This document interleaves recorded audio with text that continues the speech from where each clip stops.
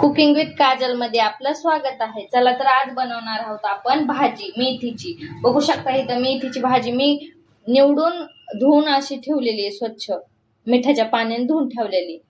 त्यानंतर तेल खूप असं गरम झालेलं आहे, त्यात आपण मी थोडासा जास्त घेतलाय, भाज्यांमध्ये छान लागतो जास्त लसूण। त्यात लसूण टाकून घेऊया।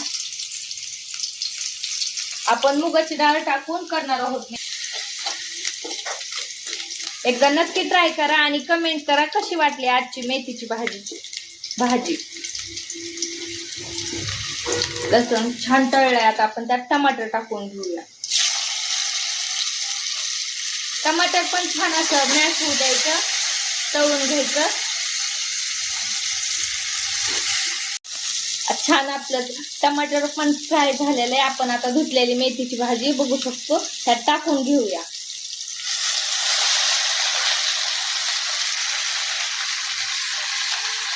छान हलवून घेऊया।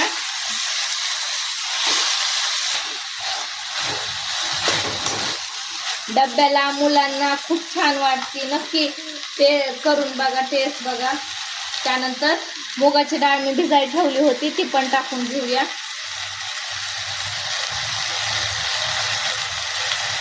पाच मिनिटं अगोदर मी मुगाची डाळ भिजायला टाकली होती, त्याच्यामुळे अशी छान भिजली।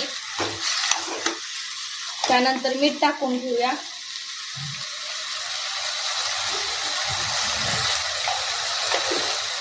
एक चमचा लाल तिखट, अंदाजे अर्ध टाकलंय, तुम्ही तिखट जसं खाता तुम्ही त्या अनुसार घेऊ शकता तुम्ही तिखट। त्यानंतर मिक्स करून घेऊया। त्यानंतर शेंगदाणे टाकून घेऊया।